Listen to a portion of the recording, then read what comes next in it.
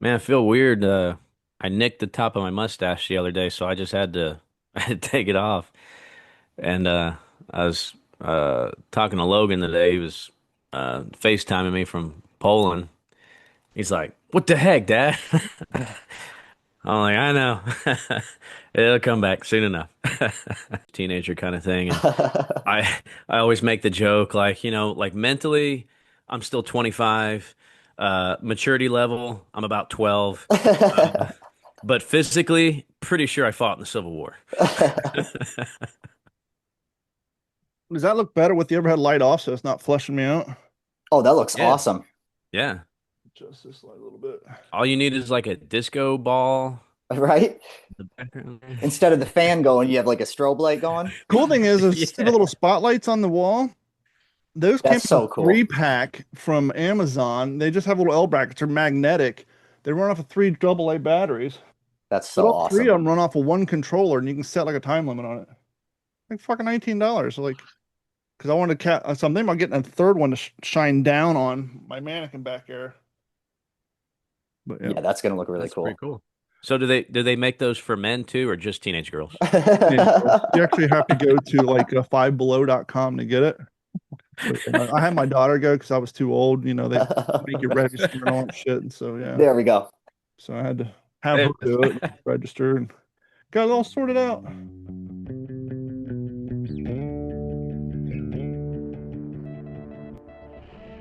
Digital 410 Media proudly presents the What's the Scuttlebutt podcast with your hosts, Don Abernathy, Jeff Copsetta, and Dennis Blocker. Welcome everybody to another episode of the What's the Scuttlebutt Podcast, your favorite World War II based podcast. And we are here together. Dennis can't join us tonight, but no worries. Zach, our new. I would do a drum roll, but my camera will bounce all over the place. Jeff, give us a drum roll. Our new official What's the Scuttlebutt Podcast producer, Mr. Zach Morris. He will do all the production producer type things in the background, plus be up to speed on our episode content for that week in case, like this week, someone says, hey, I can't make it. Boom, Zach steps in, fills the void. We continue on like nothing ever happened. You guys will never be the wiser, with the exception of me pointing it out today, but we wanted to announce that Zach is now the official What's the Scuttlebutt podcast producer. We've needed one for years, and here we are. We're moving up in the world. It only took a short 7 some odd years, but hey, we're getting there, ladies and gentlemen. But yeah, so we thought, let's change up a little bit this week. 4th of July is coming up Friday. It's big for us here in the United States, but there's a lot going on in the 40s around 4th of July, and so we figured let's talk about some of the context and content of the past and some of the wars, big and small campaigns that you may not have been on your radar that happened right around the time that we would have been celebrating independence, which that's kind of a fun thought exercise, gentlemen. How do you, obviously, we've experienced that during modern day war times, right? Gulf War, Desert Storm, Iraqi freedom, Vietnam. Well, we weren't there for Vietnam, but I think it's fair to say that patriotism was treated a different way in the 40s. Could you imagine what it was like during those 4 some odd years that we were actively involved in the war? What it would have been like to celebrate 4th of July and Independence Day and the patriotism while the war of that magnitude was going on? Yeah, you bring up an interesting point. That's definitely one I've never really thought about before, but Yeah, because we've I don't discussed know. That could Christmas, we've discussed Thanksgiving, but I don't think we've really thought about 4th of July. No, and it makes me think, were they big celebrations or were they a little more reserved because all of our resources are somewhere else and probably being better used.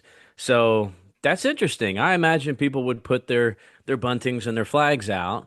And I'm sure, local organizations would probably have some type of a parade and maybe even some World War I veterans marching through Main Street. But I don't know. I don't think it's probably anything like what we do today. Well, and if you think about it too, the distance from that date to that time was shorter.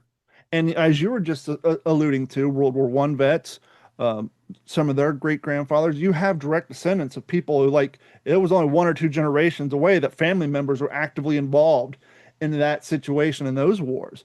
And so it was a lot closer to home. Obviously, the further we get away from things, the more generations you get away from things, the less impact things have on people. But so you're closer. You got this big war thing going on. But to Jeff's point, every housewife, they're making things stretch, right? You got the ration stamps, shortages on everything. You want to celebrate, but then you got to ask, okay, well, we want to get together with the neighbors. Clearly we're gonna have a potluck, right? But even in a potluck, you're basically going to take away from your family's food supply for that week to celebrate that one night. But you may say it's worth it. So it's an interesting thought experiment. Yeah, for It sure. really isn't. It really is an interesting question. I ask myself that question all the time, Don. Is like, what must that have been like? Even July 4th aside, just what it must have been like to live in a time, especially in this country, where like everybody was united, everybody had the same goal, everybody was on the same page, and like especially, dial that up for Fourth of July, a holiday like that. It really is interesting to have felt what that felt like to live in that time. What that must have felt like. And it's a smaller world, right? Back then, more larger farm communities, less people lived in the big cities. So you have maybe you had extra supplies because you're a farmer. But with that being said, the world is smaller. Obviously, they didn't have the internet. The biggest thing they had for media was newspaper and radio. And so this was probably one of those few times a year where in these smaller farming communities, you put down, you take a day off and get together with your neighbors. And so once again, it may have been worth the expenditure of supplies because that could possibly be 6 or 7 days a year that your hardworking family can take off and commune with the community. And Well, I so, can tell you, I've got an interesting story from the 4th of July, 2004. okay, Uh, and I'll make it short here, but no, take your time. you know, that was about halfway through my deployment. So there was a lottery for furlough to come home for 10 days, and the number I picked was probably not going to come home at the time. But my driver and best friend from the army had swapped numbers with me. I think I drew like 20 something, and 1 through 20 was guaranteed, and then like 21 to 35 was like iffy, and then if it was over 36, whatever, you're probably not going to get one. Um, so didn't think my number was going to go. He pulls a number two, Hmm. and he gives it to me. And because Tammy and I weren't married yet, but we were engaged, and she had joined the army. She was in basic training. She breaks her foot. They're holding her over at PTRP.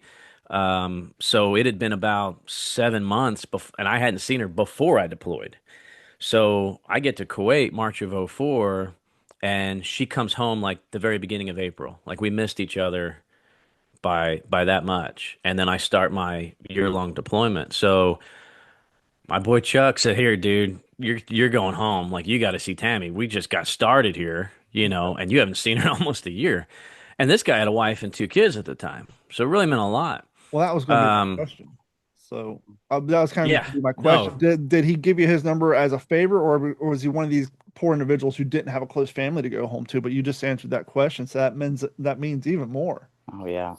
no, yeah, it was just that's how we were. It was just that tight, and so coming home was the worst thing ever. It was like the worst possible idea in the history of ideas for the army to send you home for 10 days in the middle of that nonsense was ludicrous.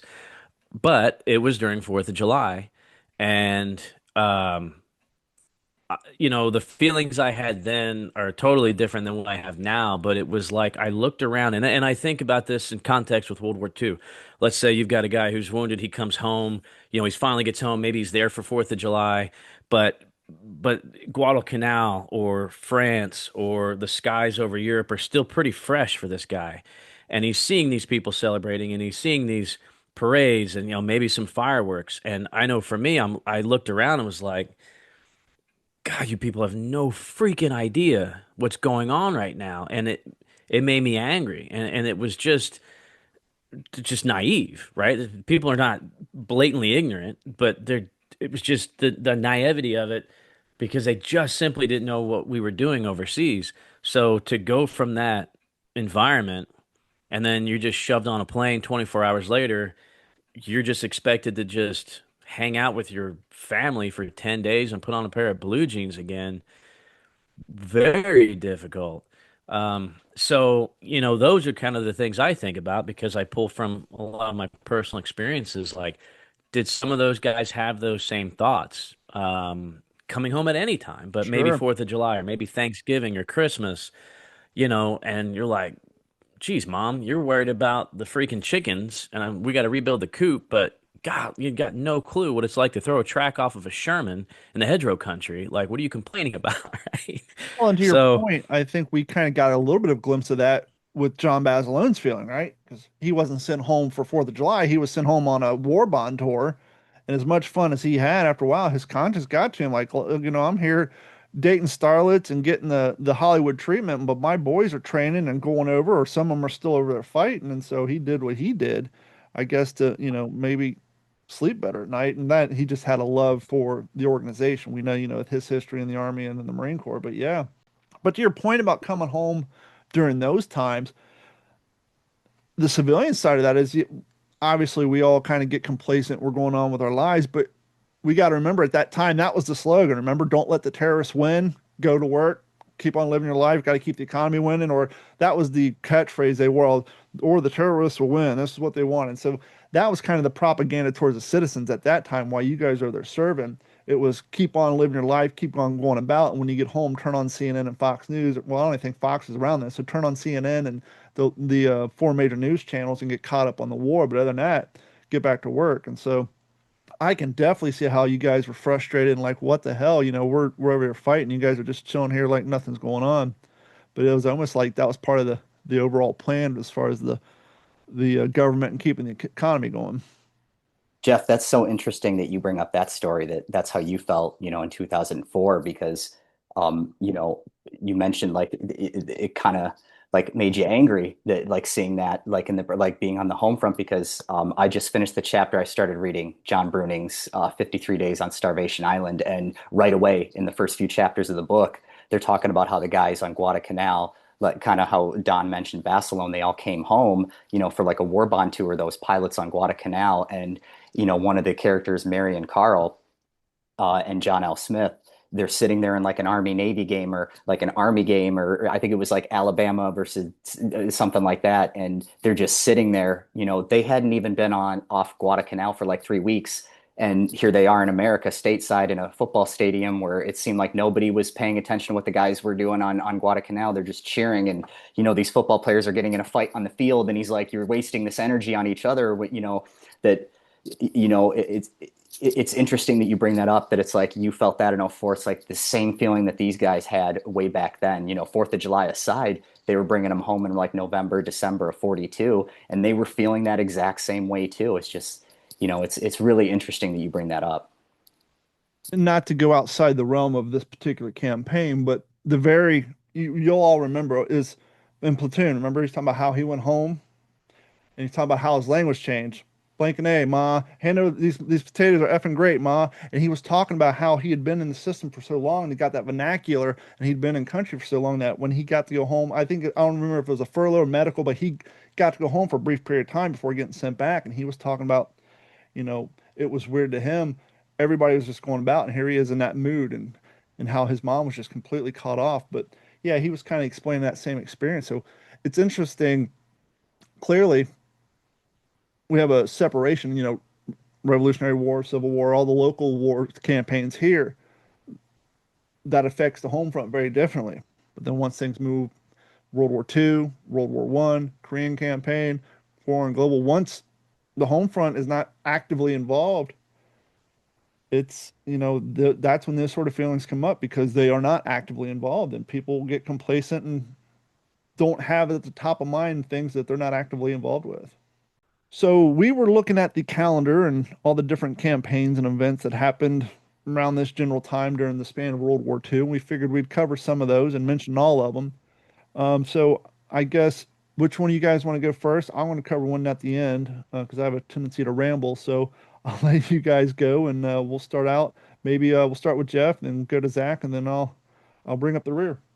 sure. So yeah, like Don mentioned, in the spirit of the 249th birthday of America coming up this week, We wanted to kind of discuss some of the 4th of July dates that happened during World War II and some of those key campaigns and some of those wars within wars, like Don mentioned earlier. Listen, if this is your first time listening to What's the Scuttlebutt, number one, welcome. Number two, you've got a lot of catching up to do. And before I get into this, Don, we got to fix something. Zach needs a WTSP t-shirt. I Yes, mean, I do. this is bad. I was going to say that. Like, I need more memorabilia and stuff Yeah, for the we can podcast definitely for do sure. that. And as a reminder, our audience need more WTSP content as well. And I have to say, we're not very good marketing people. That's one thing Zach's going to help us out with. We don't mention that we do have a merch store, and head over to WTSPWorldWar2.com, click on the merch link. I think the merch link, there's a banner on the top of our page. I think if you click the arrow, you'll see Jeff and his crew on the train. I believe that's the thumbnail for the merch link. Click on that. It'll take you to our store. You can get hats. You can get the shirt that Jeff has, his beloved coffee mug, etc., etc. And so what we will do, we'll extend the same courtesy to Zach that we extend to our top level tier Patreon members. If you sign up for Patreon and you choose the top tier after month 2, we will send you a message saying, "Hey, fella or lady, go to our merch store, pick out the t-shirt you want, tell us the size, the color, and which one you want, and your address, and we'll send one your way." So we'll do the same thing for Zach. And so, yeah, we have a big store. I think we're going to work on some. Jeff and I were talking about this the other day. We want to work on some new shirt prints, maybe incorporate the Army Air Corps and their logos or stylings. Who knows? Maybe we can come up with like a really cool WTSP kind of themed nose art shirt or something. We're going to come up with some aviation variant WTSP shirts. I think it's been, I don't know, a year and a half, 2 years since we put out a new shirt. The last new shirt we have is the one Jeff has with the coffee guy. And so that one. But yeah, we will get Zach a shirt and the like, some stickers and what have you. But yeah, and to Jeff's point, we do have some new listeners, and so welcome everybody, and thanks for hanging out. Yeah, all right. So, for those of you who do know and have listened to this show, I'm huge on the Air War, the 8th Air Force, and their contribution to the war effort. I feel like it cannot be talked about enough. So, I chose July 4th, 1943, and I got this from the 100th Bomb Group website, 100thbg.com. And this is an interesting time, July of 1943, within the 8th Air Force. Of course, as we know, this is still Ira Akers' 8th Air Force, right? So the bombing campaign has been going on for about a year, and it's almost, in my opinion, it's almost criminal what some of these guys are being put through. The strategic daylight bombing campaign that was really kind of the brainchild of General Anderson, if you will, General Orville Anderson, as he was kind of the strategic bombardment theorist. So we were still kind of hooked on the dropping those bombs down the pickle barrel, the manufacturing facilities, the marshaling yards, the submarine pens at this time. That was still the main objective. And as we know, history has shown now, it's a whole different 8th Air Force, July of 1944, a year later. We've got P-51s. We've got Jimmy Doolittle at the helm, completely changing our tactics. So, but we're still on that, let's bomb military, industrial targets of opportunity. So on this particular day, July 4th, 1943, the field order called for an attack on the submarine base at La Palisse near La Rochelle in the northwest coast of France. The mission order called for the maximum number of aircraft with long-range wingtip fuel tanks to fly for the route flown was entirely over the water from the coast of England to landfall near Bordeaux, with low altitude maintained through the flight to escape detection by RDF. Now, at Thor Babbitt's, where the 100th Bomb Group was stationed there, just a couple days before, they got a new commander. So, and if you've seen Masters of the Air, you probably know Colonel Hugland. He was relieved, I believe, on the 2nd of July. You know, he had the severe stomach ulcers. So Colonel Hardin comes in, Chick Hardin, and you know the All-American, right? He was on the Army football team back in the mid-20s. This guy was a real game changer. So this is actually Colonel Harding's first mission in control of the 100th Bomb Group on the 4th of July, 1943. So again, it's kind of a transition time period. So 27-year-old Major John Egan would carry Brigadier General Anderson as a special observer in his fortress. General Anderson would be on his first combat mission over Europe. 31-year-old Robert Pearson was scheduled to fly the lead of the second element, and two of the new replacement crews who had just arrived at Thorpe Abbotts on June 26th would also be flying their first combat missions under their leadership of the 21-year-old Owen Roan and Henry Hennington, both pilot and co-pilot for that crew. Let's see. Loaded with 1,000-pound bombs, those flying with the other groups took off first in light fog, low visibility, because the 100th main formation of B teams followed. Off was without incident, although a haze caused some difficulty in assembling. So we have a little bit of a messy takeoff, but pretty much clear skies over the channel. Then things start to go awry. At the designated IP, the groups began their turn toward the target, but due to the large distance between the groups, confusion and converging courses also resulted at the IP and on the bombing run. During the climb to altitude, Robert Pearson's Fortress experienced issues when his oil pressure ran dangerously low. Nursing his Fortress along, he kept dropping lower and further behind the formation. His two wingmen followed him down until about 18,000 feet, but then they had to return to the formation. Observers said Pearson's bomb bay doors were open. His crew would recall that their bombs were jettisoned in the water, and at about 5,000 feet, Pearson told his crew that he would try and reach that small island of Ile de Laurent. As he would fly over the island with wheels down, the anti-aircraft gunners opened up on his B-17. Pearson's bombardier, John Dunbar, was hit. After Pearson rang the bailout bell, his waist gunner, Lonnie Rutledge, moved toward the escape hatch and fell through, but getting caught in the gears. Pulled free by the engineer, Jack Goss, they successfully bailed out before their B-17 crashed on the island. So all but Pearson's Fortress would be counted in coming over Thorpe Abbotts. Major John Egan would be grateful to just return with a sleeve torn off of his shirt. During the mission, he saw his top turret gunner, John Shea's, dangling feet, which meant that his oxygen hose had become disconnected. Collapsed, Shea's head had caught between the turret and the gun sight, his hands still grasping the turret controls. Despite the fact that he was risking unconsciousness himself, Major Egan climbed into the narrow turret, replaced the gunner's oxygen supply, and narrowly missed death when the reviving man touched off the turret controls, setting the mechanism revolving. Both Major and Sergeant were sent spinning around, banging against the sides of the narrow passageway. By the time the pilot had stopped the whirring turret, the gunner had suffered a chipped fracture of the hip bone, and Major Egan was minus a sleeve. Major Egan was quoted as saying, quote, "I had visions of being ground up into one great meatball, but I'm going to miss that shirt. It was my Sunday best," end quote. Later on, Red Bowman would record in the 100th diary, quote, "The 4th of July, and we celebrated with a raid on La Palisse, France. It was one of the most successful to date, and the men who came back from the raid all agreed they had never had more fun on the 4th or set off bigger firecrackers." Yeah, you don't get much bigger than Wow. that. Now, Wow. that is so, on so many levels, that tells us so much, right? Um, this is coastal France. This is what's considered a milk run, Mm, right? It's the 4th of July and you're still dealing with fog. The assembly point was a little messy. Once they hit the IP, it's even messier because of the time between the bomb groups taking off. We saw that all the time, right? Oh yeah, this bomb group's going to take off 15 minutes after us, and then they get grounded for 2 hours, and then they send them anyway. Like I said, it's just those, to me, those criminal thoughts that Bomber Command had to just go ahead with stuff and send these boys over there. It bothers me. yeah. Um, Oh yeah. and then you see, but then you also see that kind of, almost an immature feeling, right? Like they're still just boys that come back and like, man, this is the best 4th of July we've ever had, bombing this submarine pen. But still, when we think of the heart of what the 8th Air Force was doing and what they were supposed to do, bombing these U-boat pens probably really wasn't any different than Doolittle's raid over Yeah. Tokyo or Osaka, right? Yeah. What did it do? Oh man, the enemy was like, wow, there's a lot of B-17s in the air, right? And just because we put maybe, let's say, the majority of those 1,000-pound bombs into that mean point of impact, oh, that makes us feel good. Did we destroy any of those submarine pens? Probably not.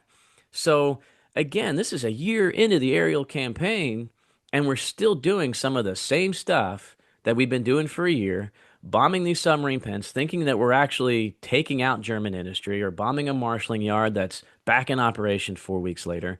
And it really just has to make people think. And I'll end it with this. How is this relevant? How is this relevant today? Why care, right? I'm a history teacher. This is what we do. Why do we care about this? We just saw a week ago how a specific weapon carried by a specific aircraft, strategically placed. Now, we saw at the end of World War II, strategic bombing could end a war. We see today, strategic bombing can prevent one. Yeah. That's relevant. What these guys were doing, or not accomplishing, but what they were doing overall was setting the stage for things like Operation Midnight Hammer, for things like a bunker buster hanging off of a B-2 to do what they just did in Iran. That's what these guys, that's where this started. And this is where we learn all of the lessons. And we chewed up a lot of meat learning those lessons. And if it Hmm. wasn't for those guys, hey, I mean, we all talk about Saving Private Ryan, right? We all talk about Band of Brothers and D-Day. Not a single German plane in the air, though. That's a big deal. Boots on the ground is not always our most valuable asset. We need those force multipliers. We need control of the skies. Hmm. It's been proven in every campaign. And again, to think about today, like how is this relevant today? But think about what we did with Midnight Hammer, even just trying to keep it the element of surprise, right? The element of surprise itself can be the most dangerous weapon. It can flip the tables when you're outnumbered and outgunned. That's a force multiplier in itself. And for us to keep something like that secret for the most part in today's world, That's what I was going to say. Now with social unbelievable, media and, it's like, how do you keep troop movements and staging quiet? How do right? you tell your troops you're sending them to X and you're really sending them to W? I mean, there's got to be a little subterfuge in order to keep things quiet, especially with how quickly stuff travels nowadays. Absolutely. And to Jeff's But I, point, the sub pens. I just saw a video on YouTube, I think a week ago, modern day drone footage. Forgive me, don't know what city in Germany, but they're showing a sub pen today. The thing is so big, the concrete is so thick that even in 2025, no corporation could find enough value in this oceanfront property to spend the amount of money that it would take to dissect this damn thing because the concrete and rebar is so thick and the structure it takes the footprint is so huge that no one can justify the cost and demolition of this thing to reuse the property. It would cost so much money to demolish this thing that they wouldn't make it back in whatever they possibly put there. So this thing's still sitting completely abandoned and it doesn't look like it ever saw a bullet. But it's just, I think they're saying like 8 to 10 feet thick ceilings of pure poured concrete and rebar. It's you're not going to go in there with a stick of dynamite and bring in some Las Vegas demolition crew. It's not going to happen. And it's things just sitting right there on oceanfront property to this day because it's just too big of a damn undertaking to get rid of. And just to kind of combine the points that you guys were making, it's really interesting that Jeff brought up the point of, were any of these pens even destroyed? Yeah. I read the actual book that's the miniseries is based off of Masters of the Air by Donald Miller. And that was one of the things, even lessons learned after the fact. Why is that important? It's like, well, we learned that even like that scene, I'm glad they put it in the series where he holds up the ball bearing at like the briefing and he's like, this right here is the reason, we take care of these ball bearings, we destroy these factories, we destroy the German war machine. That wasn't necessarily the case at all. That they wasted the better part of a year trying to target those installations when really Donald Miller near the end of the book is like that.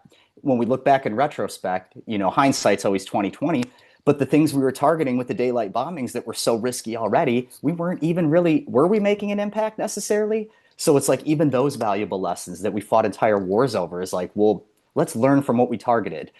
Had they, targeted maybe, I think he brings up, railroad stations and things that supply running through Switzerland. Like maybe if we would have targeted those, it would have slowed him down 6 months earlier. But it's really interesting that you guys bring up that point, like lessons learned. Well, it kind of brings up the questions like, was there a little bit of hint of A, this is how we've always done it, and B, we got to do something?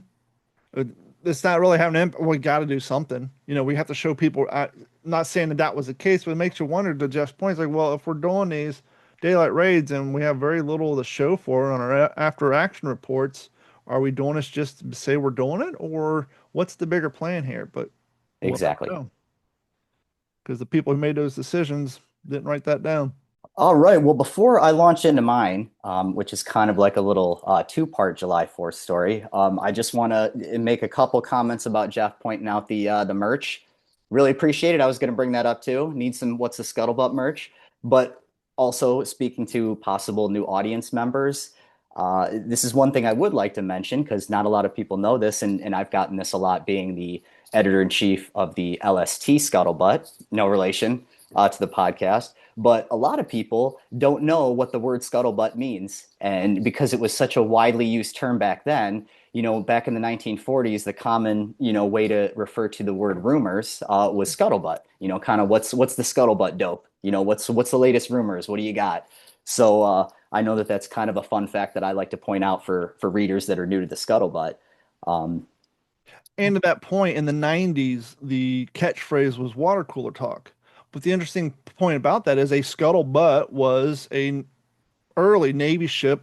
It was a water bladder that was, it was a butt that had a hole in it with plugs, and the sailors would go down there, and that's where they would get their drink. So a scuttlebutt, and the maritime terms way back in the day was a scuttlebutt. So it's kind of it all comes in full circle. That's it's kind of the water cooler talk, or what's the as Zach just said, the dope, or the word on the street if we're coming from the 80s and 70s. Or what's the 411 if you're coming from the 90s? I don't know what the Gen Zers say, but yeah, that's what the scuttlebutt is. yeah. So I was going to go with Pogey Bait. I was going to call the show Pogey Bait, but I figure that's a little too deep that people wouldn't know what the hell that meant. Well, I'm glad you pointed that out because that's also another one too. There's so many different phrases. We could spend a whole show on just the different slang that they used back then in the military. There's so many different ones. But so to get into my story, so it wouldn't be, since Dennis isn't here tonight, it wouldn't be a World War II podcast discussion with either him or I present if we didn't talk about the LCIs. So this is a two-part story. How Jeff was explaining July 4th, 1943 in Europe. I'm going to take you around the globe, what was happening on the other side of the world on that exact same day. So he told you July 4th, 1943 in Europe. I'm going to take you July 4th, 1943 in the Pacific. So July 4th, 1943, they just got done taking Guadalcanal and the Russell Islands in the South Pacific and the Solomon Islands. And the next target was a little small island called New Georgia. It's a group of little islands. Talking about, Don mentioned earlier, these small campaigns that are pretty much all but forgotten today. Nobody really knows much about the New Georgia campaign, but that was really, really important as well. So that was like the springboard that they needed to eventually get to Bougainville, to eventually get to Rabaul, with the South Pacific Force.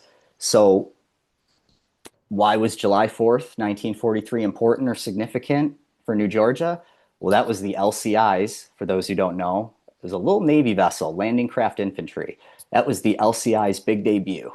You got to remember, in the beginning of World War II, the amphibious force didn't exist. They needed to develop all these different landing craft, like the Higgins boats, the LCVPs, the LCIs, the LSTs, all these abbreviations for these landing ships. They were brand new. They'd never used them before. All of these landings are now going to be like the first landings for all of these different types of landing ships.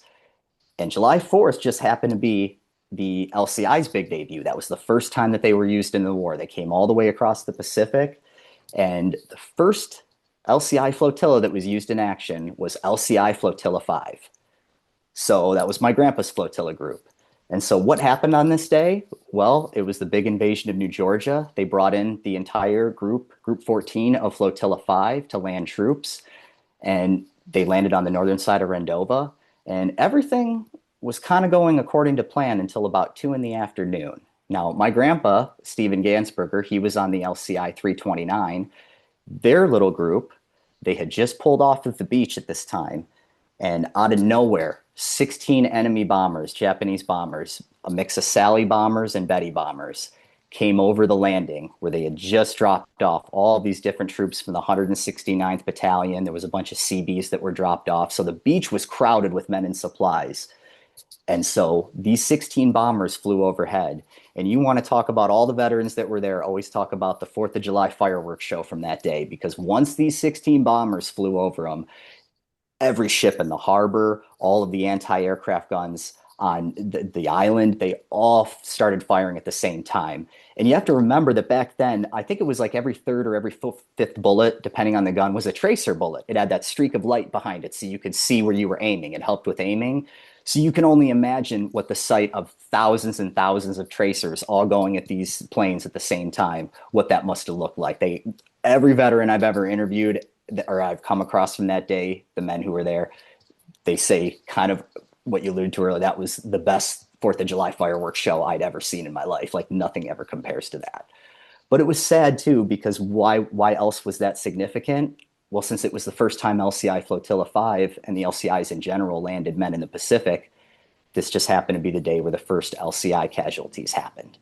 And so one of the things that these bombers did, these Japanese bombers, that was kind of unique for that time is they started to drop what later in Vietnam became known as like daisy cutters. So these bombs that would explode right over the landing, these men's heads, like maybe a couple hundred feet up, they would explode, and all of the shrapnel and these razor blades and all of the sharp things would come down and it would just explode over it. And unfortunately, they dropped the bombs directly on top of the LCIs, and it caused all sorts of casualties in the Seabees and the Army. But there were 3 LCI sailors that were killed in action that day. Ernest A. Wilson of the LCI-24, Malin F. Paulson of the LCI-24, and Hurley E. Christian of the LCI-65, which about a year later became my grandpa's ship. He went from the 329 to the 65. And so it was some of the saddest interviews that I've done from the men from the 24, especially Lewis Plant. He recently passed away. It was his friend, both of them, Malin Paulson and Ernest Wilson, were both of his friends. But the interview that he gave me was so moving because he talked about how they were all patriotic and they were so excited to see action. They couldn't wait to, get an action against the Japanese. But then after that day, they never asked about seeing action again because he had to go aboard Rendova and bury his friend, Malin Paulson, who was the radio man, who he said, if he wouldn't have left that radio room, if he just would have stayed in there and maybe hit the deck, he probably would have stayed alive. But he heard the bombings above and he ran out of the radio room and just opened the door of that deck house and peeked out to see what was happening. And the moment that he opened that door to peek out, the daisy cutters went off and it caught a piece of shrapnel in the head. And unfortunately, he was killed in action. And Lewis Plant had to go bury him on Rendova.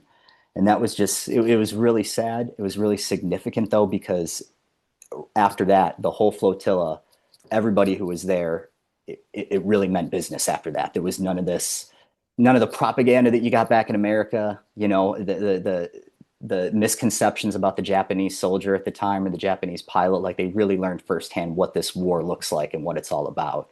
And so for anybody who's interested, I have a plethora of interviews that I spliced into a YouTube video. If you want to learn more about that particular day, I have a YouTube video at Zach_editor that you can check out that tells more. But so that was the LCI's big debut. So that was part 1 of the story. So then let's fast forward to 1 year later, June, July 1944. And we're going to talk about a different LCI group. So it's a shame Dennis isn't here because he talks about it in his book, Bonsai Cliff. Great, terrific book, which is specifically about the Battle of Saipan. So why was the Battle of Saipan so significant? Well, in June of 1944, the invasion kicked off on June 15th, but Saipan was the very first battle or invasion that took place in Operation Forager, which was the Marianas Islands campaign. And why did they go after this little group of islands in the middle of the Pacific? Well, it was because their location in particular was just in range for the new B-29 Superfortress, the American Allied bomber that they were going to use now to bomb Tokyo, to bomb mainland Japan. And they needed these islands, and they needed Saipan in particular because of its location. It's springboard to Guam, it's springboard to the Tinian, the other one that they ended up invading. So that was a very significant battle. But then it also led to, a few days later, the Battle of the Philippine Sea, which was also known as the Great Marianas Turkey Shoot, or, basically for those, another phrase back then, a turkey shoot, basically a giant ass kicking, a one-sided ass kicking. So and they basically effectively wiped out the Japanese carrier-based air power once that battle kicked off too. So that was happening offshore as the Marines were fighting on Saipan. But for those who want to learn more, it's a terrible battle also because it's one of the significant things that happened was mass civilian suicides. So the Japanese, speaking of propaganda, the natives who lived on Saipan, the Japanese got there first, and they filled their heads with all these evil things that America would do if they captured the For island. years. They're gonna torture you, they're gonna kill you, they're gonna bayonet your children, your Animals, little babies. your kids. So whatever you do, don't surrender. All these other terrible things they filled their heads with, and when the Americans did finally invade and they realized they were going to capture the island, a lot of these civilians on Saipan, they committed suicide by hurling themselves off these cliffs. And most of them occurred on the very northern end of the island at this Marpy Point. And Dennis does a great job in his book talking about what it was like for the men in the LCIs in Group 8 of Flotilla 3 having to witness this. Because, of course, these Americans are horrified watching this happen off the coast. And they're doing their best to try to use megaphones or loudspeakers to try to say, hey, we're not going to do anything. Please surrender. Please don't kill your children. Please don't kill yourselves. And they didn't listen, and they did it anyway. And there was a lot of battles that dealt with civilian deaths, but this one in particular was very, very unique. And like I said, anybody that wants to learn more about the Battle of Saipan, please check out Dennis Blocker's book, Bonsai Cliff. And if you do also want to learn, just you're the type of historian, maybe you had a relative at Saipan, maybe you want to learn more, there's a couple other books that aren't about Saipan, but they have really good chapters about Saipan in there. One of them is William Manchester's Goodbye Darkness. And then the other one is Colonel Joseph Alexander's Storm Landings. That's another really good one that has specific chapters about Saipan. So again, the LCIs were so important, and you don't really get their perspectives very often, but when you do, I highly recommend checking them out. So that was a July story, 2 years apart, that was very significant for the Allies in World War II. And to that point where you're saying about the civilian casualties and civilian deaths, obviously the impact's even worse when it's done voluntarily, quote unquote. But I think there's been thousands of interviews where even the most hardened combat veteran says, it's one thing to see a combatant in a uniform die in war, but it's completely different to see the civilians, the innocents, the people who are caught up in this war who have no choice in the matter. It's always harder to see them go through that, Oh yeah. comparatively speaking, because as I just said, they don't have a choice in the matter. They're just literally in the wrong place at the wrong goddamn time. And it's just heartbreaking, especially when kids and families are involved. Oh yeah. And there's one in particular that Dennis writes about that it's like a civilian that it's so sad because this woman, she threw her two children off the cliff. And just as she was taking a running start to hurl herself off the cliff, like they basically tackled her and captured her. And then America captured the island. And, basically she ended up doing it for nothing. And you could tell they came back decades later and she was still around. And, just big, you could tell it just still, she was still torn up about it years later. And it's like, that's just one story among a host that existed for how many civilians were on that island at the time. Yeah, and the overall just sense of helplessness, right? Yeah. So before I get into mine, just a few other things that happened around the time. So 1942, actually that's June. Here we go. 1943, Operation Husky, invasion of Sicily, happened between July 9th and July 10th. So right around this area. Preparation built up. In the days leading to 4th of July, Allied forces were assembling in North Africa for Operation Husky, the massive amphibious assault on Sicily. We're all familiar with June 6th. That ran all the way up into July, which would have been Operation Overlord. 1945, from July 4th, right around July 4th, all the way up to, no, that one's, yeah, I'm sorry. Battle of Okinawa ends. End date was June 22nd. The relevance to July 4th. Though the battle concluded a couple of weeks earlier, the U.S. was transitioning to the final phases of the Pacific War preparation for the invasion of Japan. The strategic impact Okinawa served as a staging area for the planned invasions of the Japanese home island, which ultimately preempted the atomic bombing. The one that I want to talk about today is a little interesting because obviously, as we said, July 4th is an American holiday because it represents our independence. But we'd be remiss not to talk about one of the biggest battles of that time, particularly armored battle, which is the Battle of Kursk between the Germans and the Russians. And the amount of people involved in this, because Germany was trying to put a hold on the Eastern Front and not spend as much personnel there so they can concentrate on, the Western Front, what's going on over in France and, the Normandy invasions and all that. But the amount of people involved in this operation. So, quick breakdown. After the devastating defeat of Stalingrad in 1942 and 43, Nazi Germany sought to regain the initiative of the Eastern Front. By spring of 1943, Adolf Hitler and the German High Command planned a major offensive aimed at eliminating the bulge in the Soviet lines around Kursk, the city in Western Russia. The bulge, if you will, was created during the previous Soviet advances. The plan, dubbed Operation Citadel, aimed at encircling and destroying Soviet forces positioned there, thereby weakening Soviet momentum and stabilizing the German front. However, Soviet intelligence, aided by local partisan and British ultra program, had foreknown of the offensive and prepared massive defensive belts. It basically made about 6 or 7 what they're calling belts, but think of it like kind of a smaller Maginot line, if you will, without the concrete blocks. But these are different defensive perimeters, fallback points, if you will, made up of buried tanks or just the turrets throughout. You had landmines, different defensive positions, but throughout this bulge in the map, kind of like I was saying, it's kind of like the Battle of the Bulge, but the bulge went the opposite direction. So Russia, the Germans were kind of planning on making this attack, but as I said, the Soviet intelligence, with the assistance of Britain, caught on to the plan. Start date was July 5th, 1943, went all the way to August 23rd, 1943, approximately 7 weeks. German offensive, Operation Citadel. Those involved. Here's the layout, if you will, because this is a huge battle to get into in a small little segment on this podcast. Maybe we'll do a whole episode, but just here's an overview on equipment and those involved. German forces, total of 900,000 soldiers. Tanks and assault guns, they have between 2,700 to 3,000.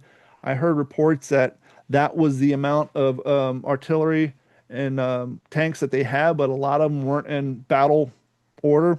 So they could have possibly been down to 1,500. This included Panzer IVs, Tigers, Panthers, and the Ferdinand Effent tank destroyers. Artillery, they had 10,000 guns and mortars. Aircraft, 2,000, primarily Luftwaffe 4 and Luftwaffe 6. Notable German units involved were the 4th Panzer Army, led by General Hermann Hoth, the 9th Army, led by General Walter Model, and the 2nd SS Panzer Corps. Soviet forces, you want to talk about outnumbered. So we just said there's roughly about 900,000 soldiers on the German side, which is not a small force by any caliber. But because this is Soviet territory, they had between 1.9 and 2 million soldiers spread throughout those regions. Tanks and self-propelled guns, they had between 5,000 and 6,000, including T-34s, KV-1s, Su-76s, and Su-122s. They had 20,000 guns and mortars in their artillery arsenal. Aircraft, about 2,800 from the Soviet forces and the VSS. Let's see, no key engagements. The Battle of, I'm going to slaughter this and I apologize, the Prokova, one of the largest tank battles in history, took place south of Kursk between German 2 SS Panzer Corps and the Soviet 5th Guard tank army. Resulted in heavy losses on both sides, but the Germans' advance was halted. The outcome and significance of these battles that lasted for these 7 weeks. Technically, it was a Soviet victory, right? They stopped the German advance. They were able to actually retake some land that the Germans had been holding on to. This marked the end of the German strategic offensive capabilities in the east. Soviet Red Army began a series of continuous offenses pushing towards Eastern Europe and eventually Berlin. This demonstrated the effectiveness of the deep Soviet defense combined with the industrial might and intelligence. And let's be honest, thanks to the Lend-Lease program, we were able to help provide them with some of the hardware involved for this. The Battle of Kursk was the largest scaled German offensive on the Eastern Front and marked a turning point in World War II.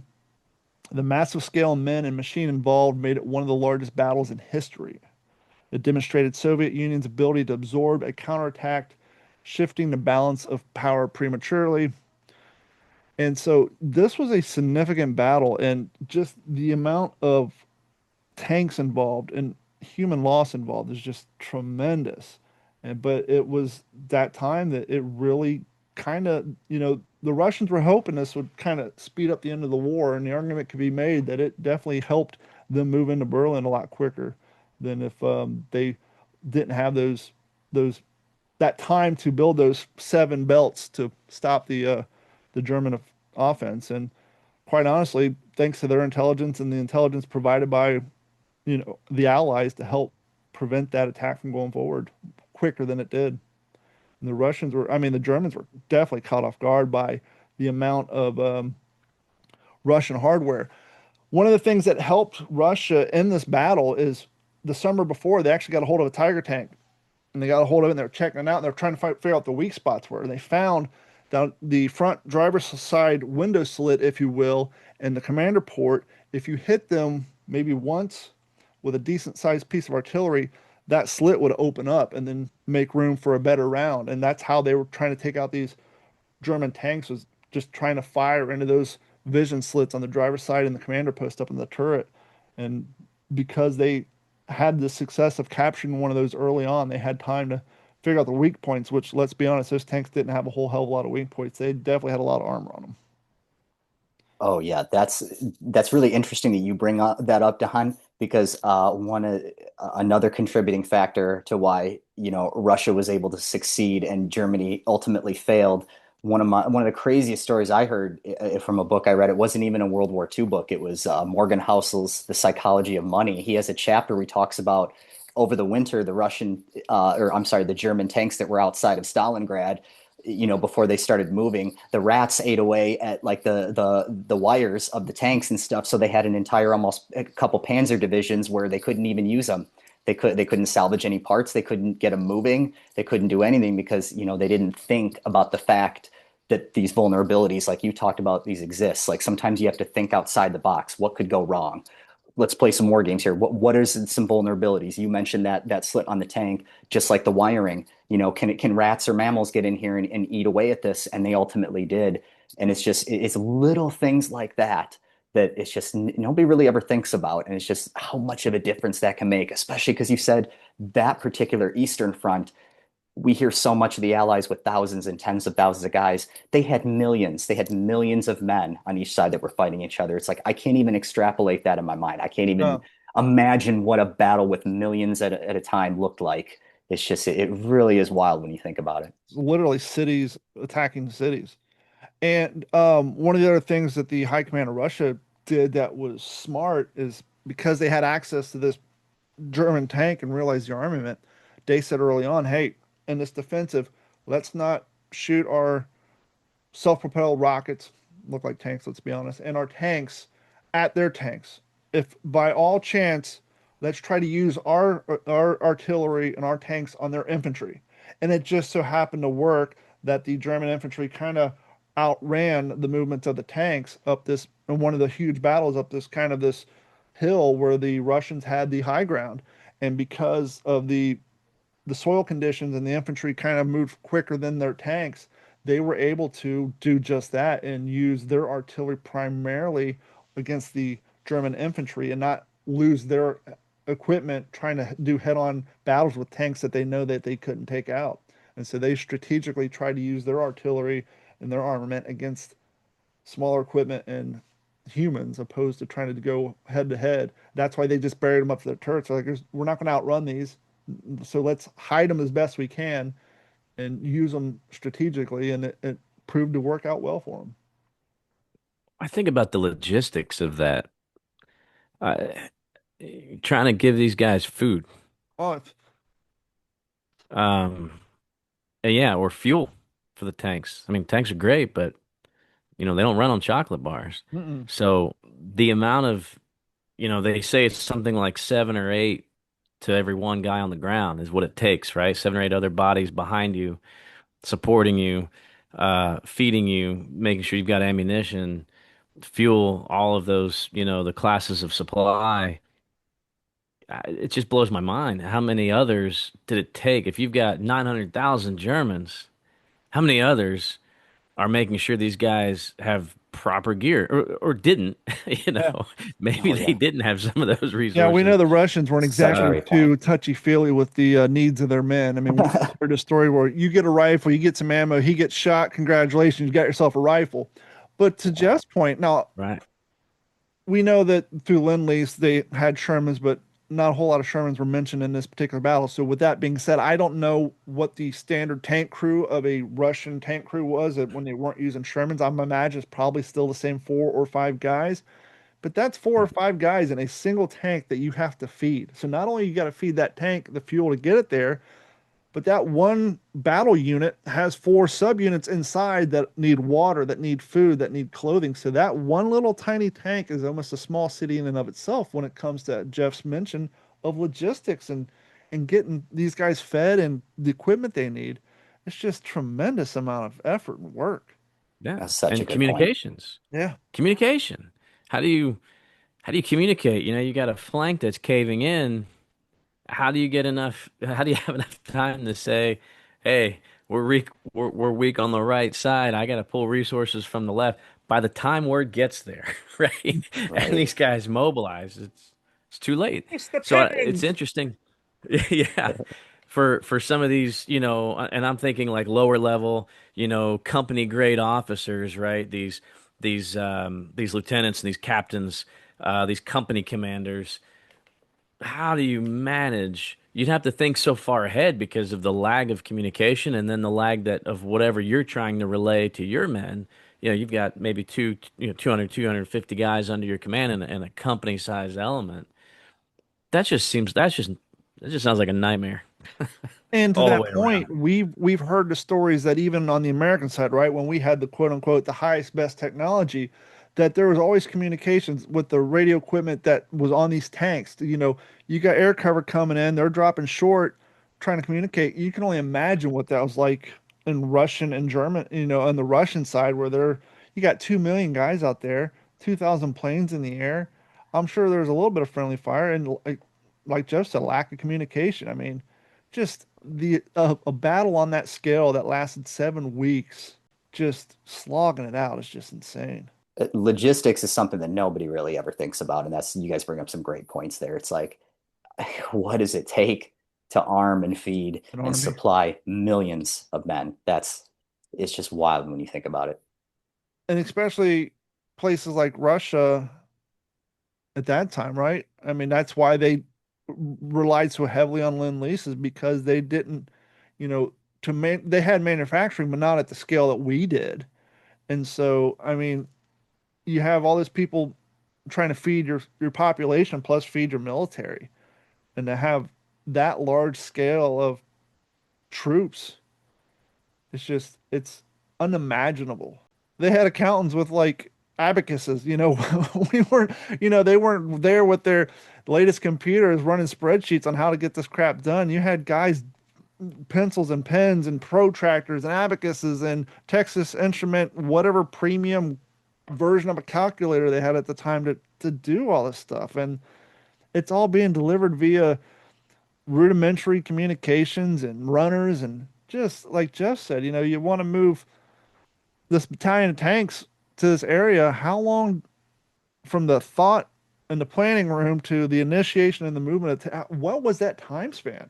Yeah, a lot of people don't realize that it's like in the days now, the modern days of satellites and like you said, spreadsheets and things like that, that did not exist back then. Really the only means of communication are, the wired telephones, which I mean, those get cut all the time. They were saying in World War II. And radio, I mean, radios broke down all the time, and that was a risk because back then you could triangulate radio, where if a guy risked radioing something in a tank, he might be a target 30 seconds later.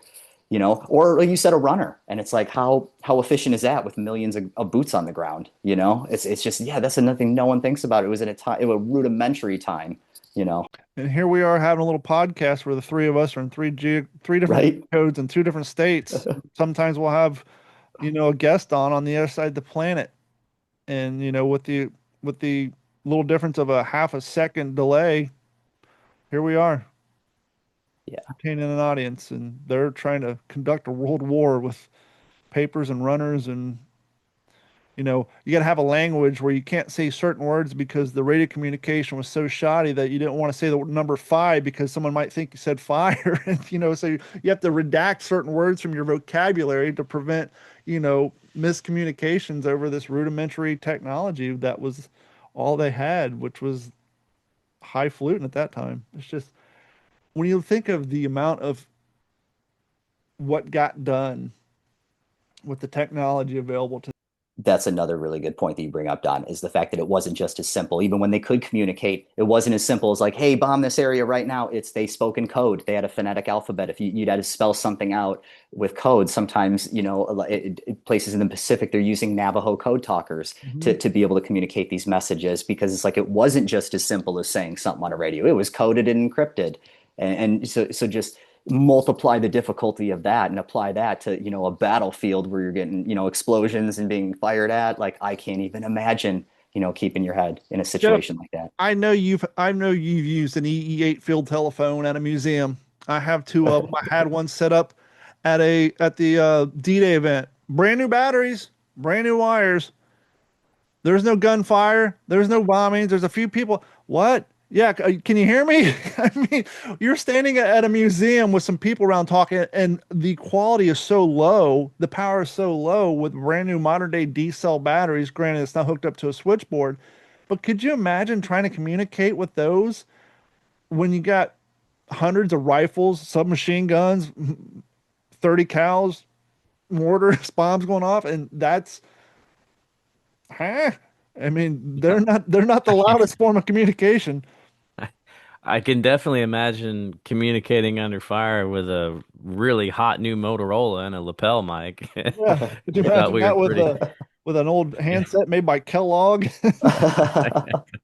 running through some two paired wire that has already been Uh, spliced together 18 times because it keeps getting bombed? uh, I mean, here's the thing to keep in mind though, bullets weren't slower. No. Right. Communication was, but bullets weren't. So it's a whole nother dimension. Yeah. Uh, So, Jeff, it's been a while. What you reading?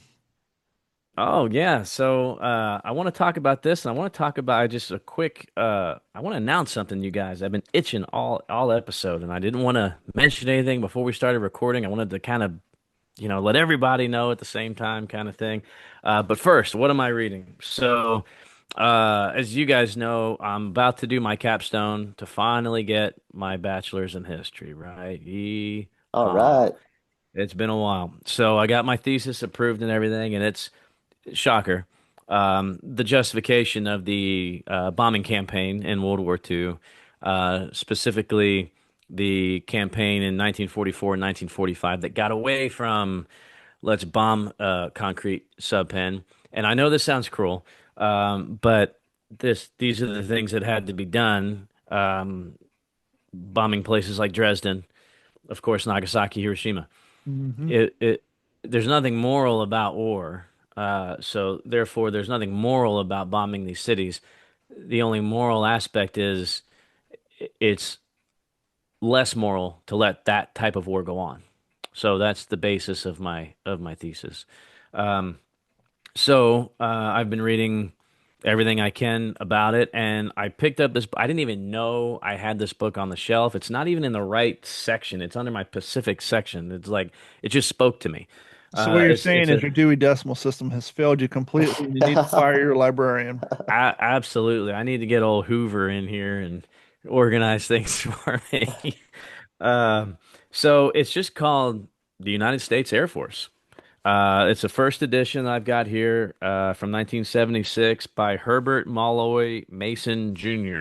Nothing special about this book. It's a boring blue hardbound book, although I do love hardbound books. Hmm.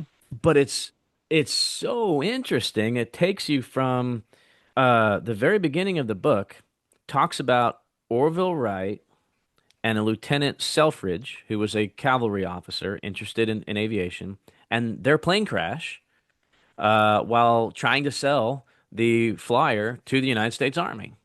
Now, I didn't know any of this happened. I didn't know Orville Wright was involved in an accident. Wilbur was actually overseas trying to do the same demonstration in France.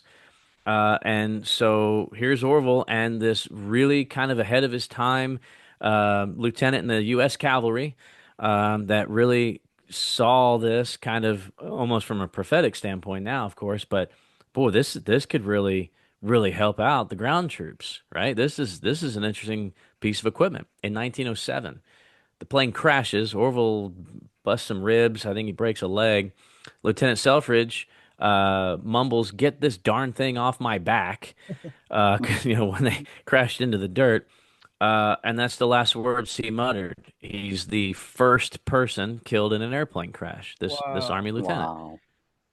Wow. So then it kind of takes you through just that floundering process of everybody else is kind of like harnessing this new technology, and the United States military is like not buying it, not buying into it, not seeing the value.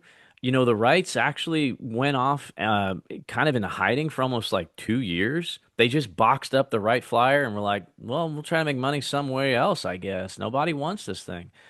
And then it takes you into World War One, where it was just, again, the American military decision making at this time.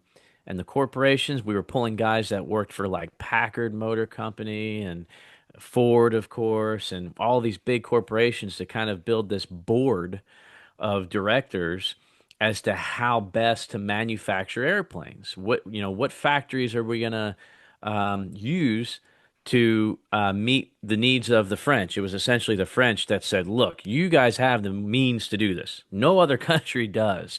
We need so many thousands of engines, so many thousands of airplanes delivered every month."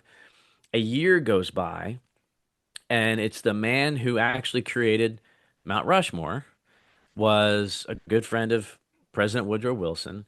And he's kind of that eccentric millionaire. He was interested in aviation, and he kind of does a deep dive like, so what is going on? How is our progress, Mr. President, with delivering airplanes to our boys in France? Again, this is right before the U.S. got involved. Now Pershing is on the ground. We've got, of course, like Doolittle's there, right? Like right before our involvement in World War One, before April of 17. And this board goes, oh crap, we haven't actually delivered a single airplane, not a single one. Wow. So yeah, so what they do is we had a de Havilland that was sent to the United States to kind of use for reverse engineering, so we can say, okay, this is the type of plane, like this is what we need to build motors for, the Liberty motors. Um, we were going to build these eight-cylinder motors, and instead of building 30 different types of motors, American ingenuity, let's build one, make it versatile. We found out early on the eight-cylinder is not going to make it, so then we shifted immediately to 12 cylinders. Okay, we need a 12 cylinder. We need a stronger motor. And the board was like, "Oh crap, we haven't delivered anything. Let's take that to Haviland, put it back together, and ship it over there." And they reported that an undisclosed amount of aircraft was en route to France as we speak. One Just airplane. one. Wow. Ironically enough, the ship that it was created on Oh, no. was sunk en route, and it never actually made it there. No way. This is right before we get involved. So, I mean, you think about the Lend-Lease, that was light years ahead of what we were trying to do for the French and the Royal Flying Corps in 1915 and 16. We just were like, we just didn't have it. And so this book kind of points it out. It goes through the Air War, World War II, Pacific and European theater, but it's just a great background book, early aviation, World War I, and the interwar years, called The United States Air Force. I can totally understand not having the foresight to understand the benefit of using these airplanes as a mode of delivering a weapon systems, but just the logistics and intelligence, the fact that you can have a above ground view of the battlefield and you're the only one who potentially going to have it. Yeah, there's no value in that. We got ladders in those hollow trees that we climb up and we got good binoculars. Who needs it? Who needs these newfangled flying machines that give us a literally a bird's eye view of the battlefield? Nah, pshaw. Yeah. So Zach, what do you got going on in your library there, fella? Oh, wow. So, well, first, I gotta say, well, congratulations to Jeff. That sounds like that's gonna make an incredible thesis. Yep. Actually, envy your teacher. Actually, he or she is probably gonna love that reading that. So that's great. Best of luck to you on that. So, on the topic of what I'm reading, I before I go into what I'm reading, that I touched on a little bit earlier, I want to tell you about the two books that I just finished. One of them, I believe, I mentioned about a week or two ago. Beyond the Beachhead by Joseph Balkowski. I just finished that. That's the story of the 29th Infantry Division in Normandy. And that is just one of the most incredible books I've ever read. He does such a great job explaining every little detail of what happened to the 29th after they landed on Omaha. But then the second book I just finished, I got to give a shout out to my best friend Brian. He's the one who got me the book. I wandered into Barnes and Noble and saw one that looked great. It's called Ghosts of Honolulu by Mark Harmon, the guy who actually played Special Agent Gibbs in NCIS. I had no idea he was an author. So that one is the story about the the Allied effort in Pearl Harbor, Hawaii, or I should say Oahu, Hawaii, that island, the effort of the Allies to try to catch the spy that was basically feeding Japanese the information on the American fleet movements and how many battleships were in Pearl Harbor.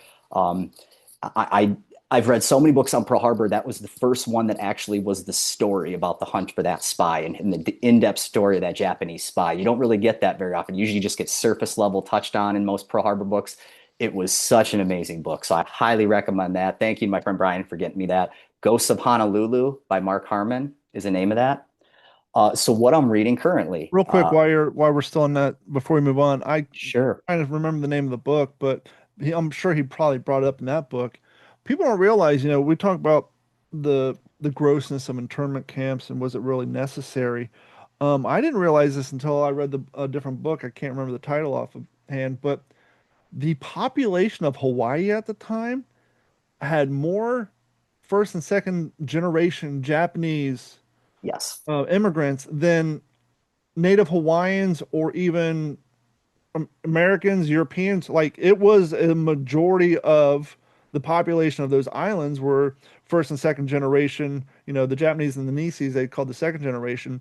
And to Zach's point in that book, you're trying to find these spies who are giving out this information in a chain of islands that the quote unquote enemy, uh, you know, their populations making up this island. It's once you consider that, and then the population density in California and Arizona and even Mexico at the time, it doesn't justify it, but it makes it a little easier to understand why that decision was made in an effort to prevent, spies and information getting out on troop movements, especially when you're California, all the way up and down the coast was a huge shipping off point for our ships and our troops, let alone staging for the Marines and Army and the aforementioned logistics. You got everything heading from the East Coast going west. You got to stop that risk of loose lips sinking ships. Thank you so much for bringing that up because that book does go into it in great detail. That's like the major structure of the story of the protagonist, who they focus on this kind of like these conflicts that come up or these differences that happen between the first generation and the second generation Americans that are Japanese Americans that were in Hawaii at the time. Because you're right, they vastly outnumbered everybody else, and it wasn't even close. But that played into it too. That there was so much of that was important that book touched on. So thank you for mentioning that. Yep. And go on with your second book. Okay, so now that I went over those two, the Beyond the Beachhead and Ghosts of Honolulu, I'll touch on what I'm currently reading right now. So I mentioned it a little bit earlier. John Bruning's new book, 53 Days on Starvation Island. Incredible. And I might have misspoke earlier. I think I might have said in my example, the Army-Navy game. It wasn't Army-Navy, now that I think about it. It was Georgia Tech versus Alabama was the football game that they were at, that John L. Smith and Marion Carl and this guy Dick, this other guy, this third man that was involved, they were at this game, and that's the example where it's just they back from Guadalcanal like 10 days later, 20 days later, and 1 minute they're starving on the island, where life expectancy is measured in hours. Hmm. And then now you transport them a few weeks later, and now they're celebrating a football game like nothing ever happened, like nothing's wrong in the world. And so it was just really surreal that he that John Bruning actually got these stories. It's crazy, just even like 60, 70 pages in. It's amazing that one individual wrote this book because there was so much level of detail. And so for those who are wondering, it's 53 Days on Starvation Island is basically the story about the Marine aviator pilots that fought on Guadalcanal for like the first 2 months when the Allies first invaded Guadalcanal. So Because book of the George S.F. Elliott getting sunk and all the supplies and all the food and all that, and then the Navy pulling out. So oh yeah, yeah. pilots didn't have anything. The Marines didn't have anything. They were surviving off of whatever Japanese goods. And to that juxtaposition, right?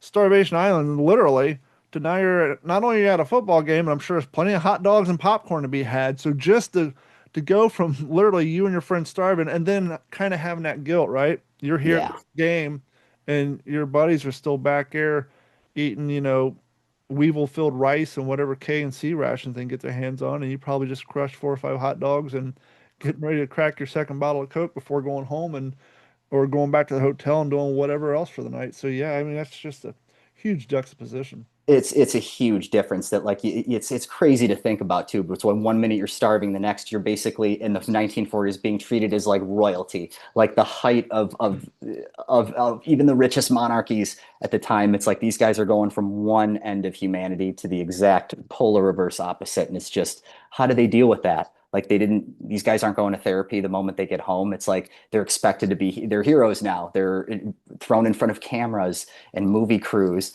and models of the time and being spoiled at football games with all of this food and all of these things that they're getting now that they're guys that are dying over there, their friends that are still over there, that's all they can think about. And it's just it's such a powerful book already, and I can't recommend it enough. I can't wait to get into to to the rest of the story because I just started, so it's really good so far. Now this is going to seem a little set up for our audience, but trust me, we don't do that sort of show prep.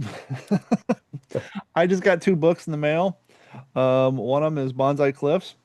I was trying to figure out which one of these two I wanted to read, but full disclosure, I've read this book twice before it was published because I had the honor, and I believe Jeff did too. We got the early copy and we read it and made our suggestions, and it was such a good book. I literally read it twice before sending my details to Dennis. So I think because I've already read this book twice before I even got it, I think I want to go with this book called Clear, which I haven't read.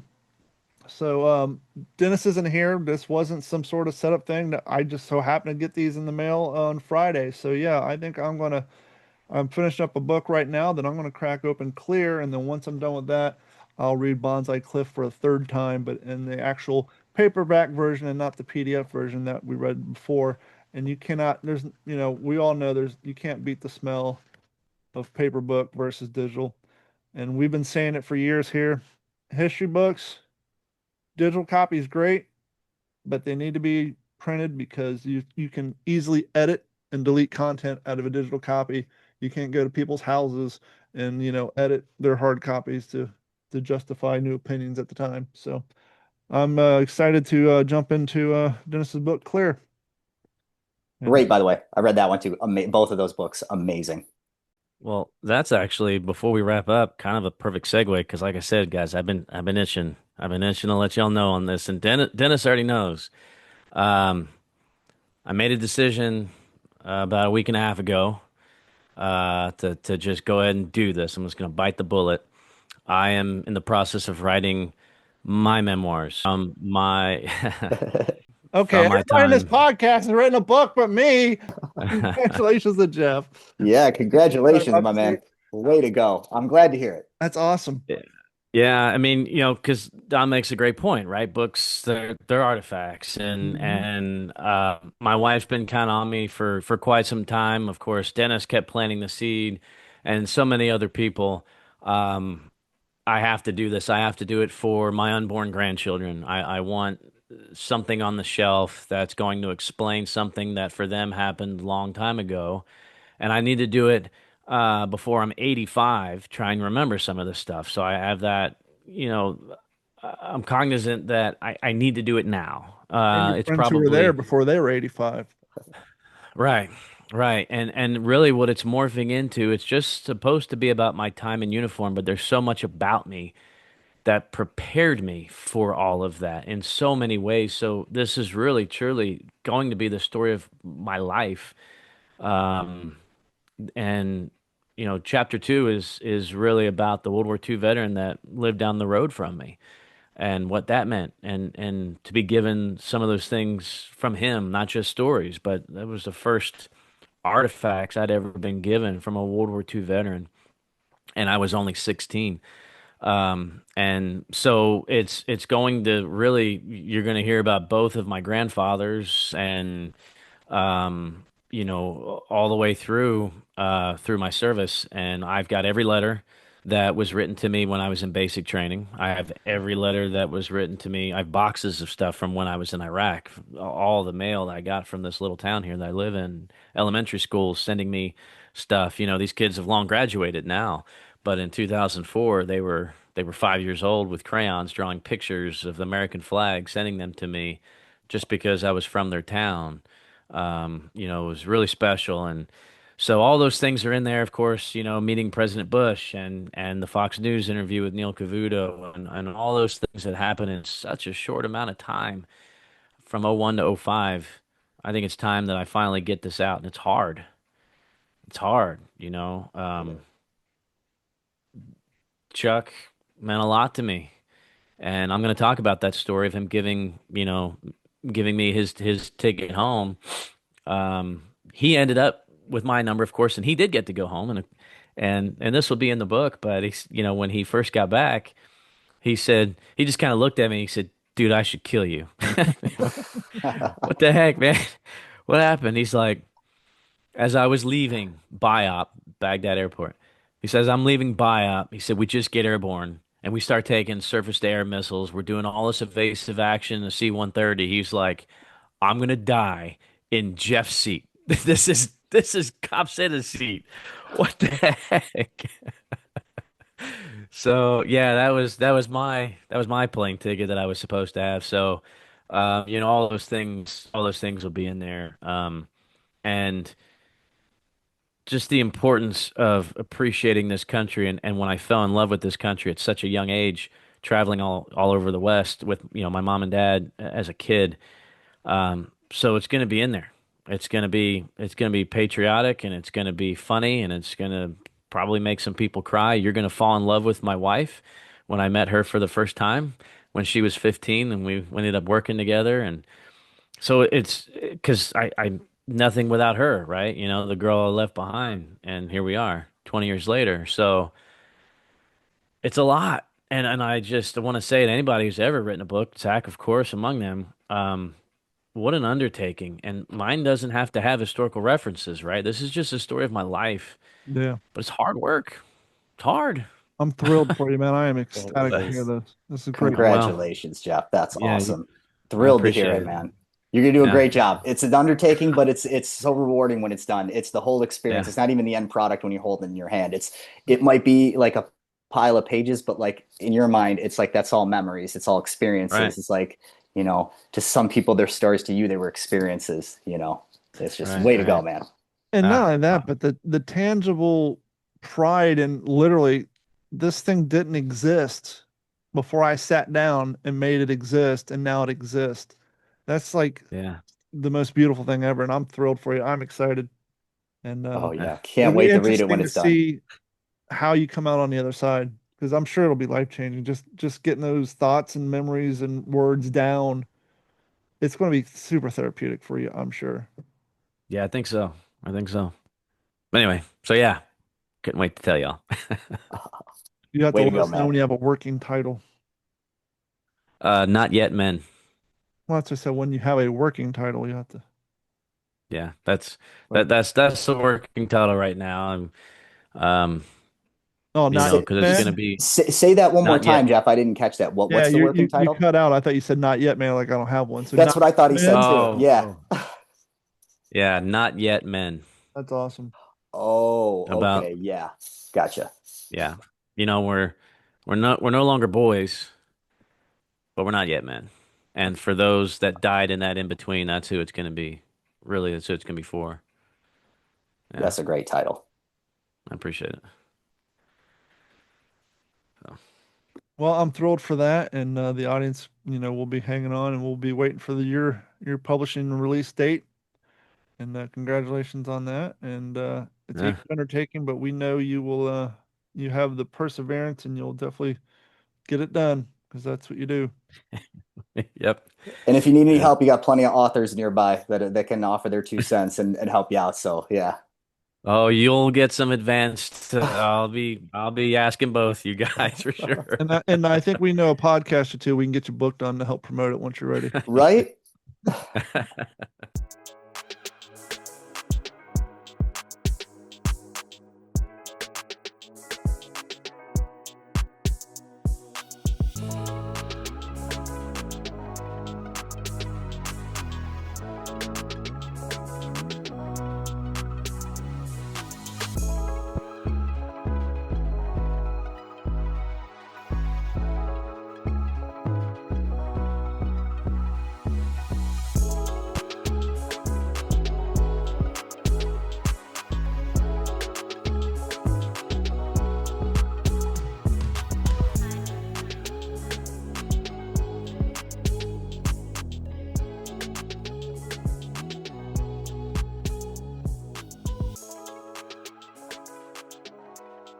This has been a Digital 410 production.